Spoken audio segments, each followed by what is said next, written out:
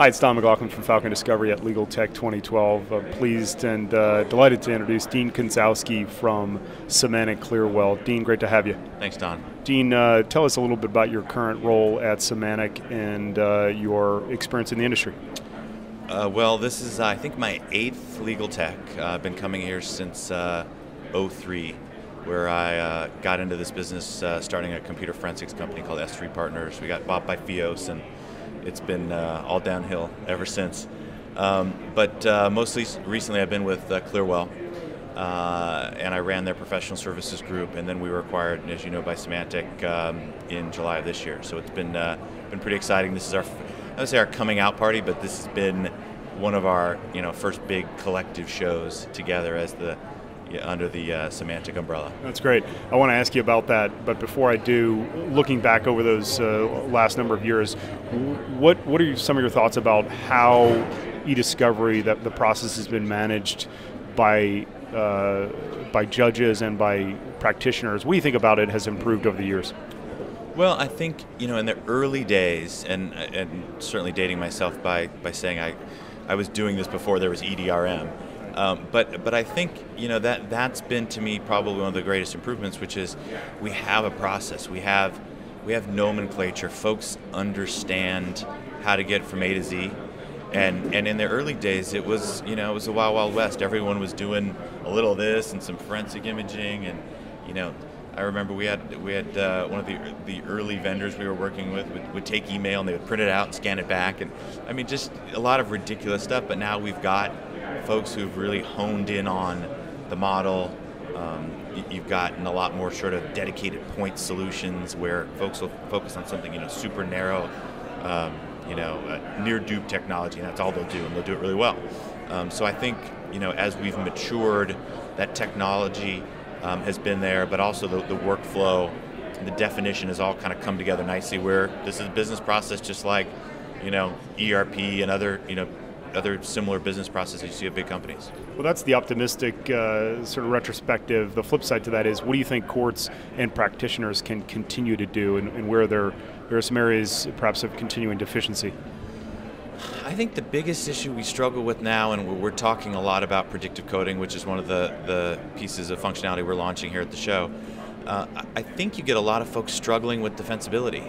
And the question is, I was just talking to Ari Kaplan about this exact topic, and he says,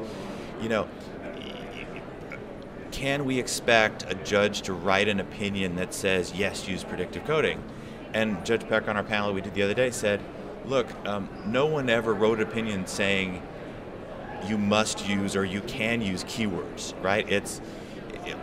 You use them, and if you use them inappropriately, there's some decisions out there about that.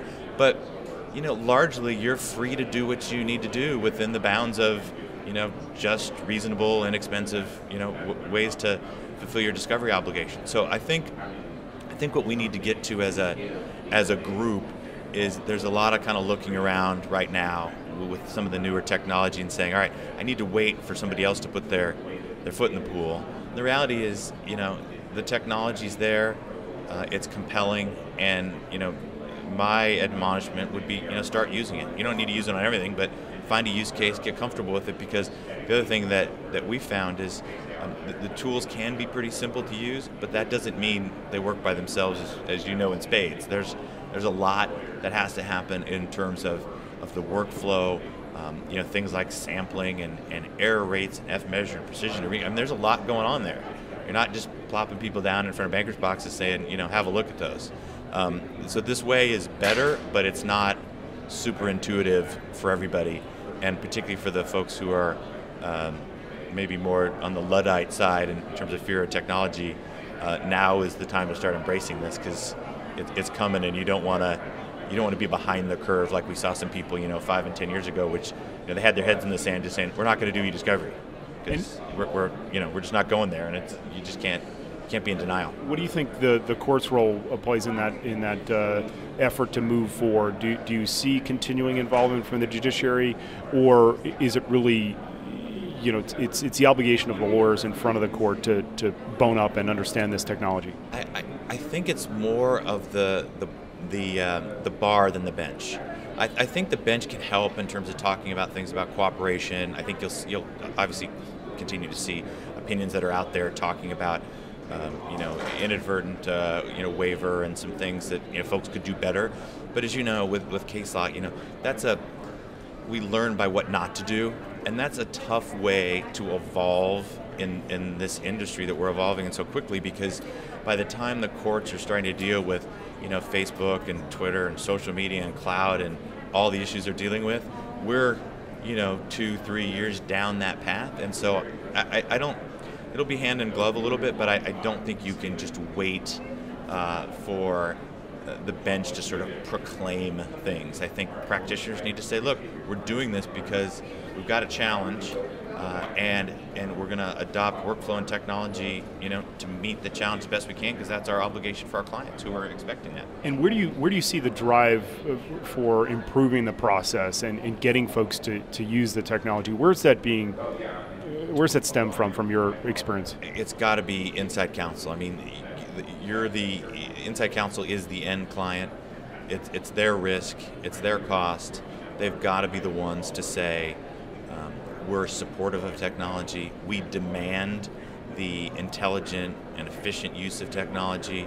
And if they don't, you get what you bargain for there, which is if they don't sort of push their counsel into a direction to try to get them to be more efficient, you're going to get linear review and the inefficiencies we see there and the inaccuracies you see there, which is, it'd be one thing if the gold standard of eyes on review was really effective but expensive. Right. We know it's both more expensive and not very accurate, and I think folks, to me, that was one of the revelations of this year's show.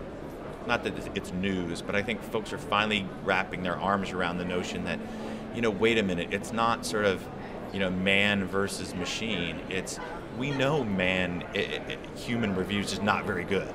So the question is, why are we still wedded to that old standard, and how do we move beyond it? What are you all doing at Symantec Clearwell in terms of new aspects and functionality in the software to improve the process and accelerate the review, for example? Yeah, that's a good question. We're actually going sort of both directions on the EDRM. So we're going to the right in terms of what we're going to do with predictive coding, because we feel like the time is right for that. We've been obviously watching that develop, and we looked at it and we thought, it's great technology, but it's still not being adopted the way it should be. And the reasons we've thought, one is cost, because folks aren't going to pay extra to do this, so we're baking that into our overall review and processing platform. And the other is a transparency, which is, black box, as scares attorneys. It's if you can't sort of touch it and you feel like voodoo's happening, a lot of folks aren't going to experiment with it. So we're trying to basically, take away some of those barriers and make the workflows and make it just more intuitive for folks to work with, so that you've got, they don't have to experiment with F-measure and precision and recall. They can do things that are a little bit more intuitive and for lay folks. And then on the other side of the spectrum, it's, and probably even a bigger initiative, is we're moving left and upstream with the EDRM, and we're talking much more about information governance. Pretty common term here, but I think there's a lot of folks who, unlike Symantec, they don't have data under management in an archive already. So for us, it's super intuitive to say, look, we're already archiving, email, cloud content, social media, unstructured data. We're managing that. We can then classify it, set up, policies for, defensible expiration, legal hold, and then when the time comes for eDiscovery, that goes into the Clearwell application, and you can ride the wave, all the way into shore from data creation to production. And that's a bit of sort of the holy grail, but our notion is you're not going to build that overnight, and it doesn't need to be kind of a boil the ocean scenario. It's how do you put sort of the building blocks in place to say, look, we're not going to do it all tomorrow, but I need to do legal hold, and I need to have eDiscovery processes, and probably should have an archive, and okay, how do you then get those together and then mature after that? Do you see that as one of the big pieces that Clearwell plays in the Symantec umbrella in terms of information governance and management? Yeah, I think what you'll start to see, and this is the exciting part, is we're going to start to leverage within Symantec and Clearwell.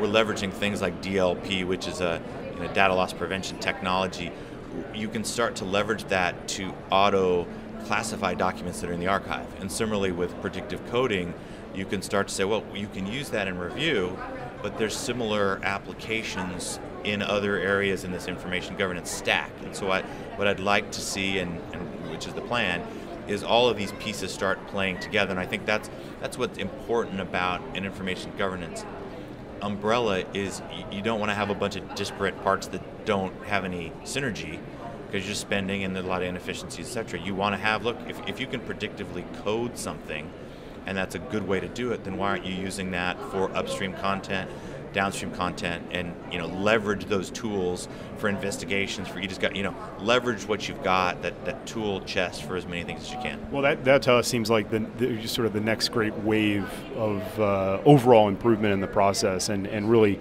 tackling the problem at the front end. Yeah. Presumably that's what you're talking about. Yeah, I mean, the days when you had only terabytes of data, are quickly going by the wayside, and we were talking about this earlier. If you don't start managing now, you just can't get to the point where a couple years from now you're going to have petabytes and you're going to get to the level of data where it's just not going to be manageable, and it's not a storage issue. It's a data liability issue, and I think that's the other thing I think folks are starting to realize is, the mantra of storage is cheap is A, not that accurate, and B, that's only one picture. It's not, you can throw it up in the cloud. The question is, if you've got to get it out of the cloud and you've got to respond to various inquiries, whatever it may be, that's where your cost is. And I think folks are finally kind of putting the equation together, saying, okay, I've got, and that's what the governance helps with, is it says we need to look at this information from a couple of different perspectives to paint a picture, and then be able to say, okay, let's tackle that more holistically than just storage optimization, which is what folks did for the last decade.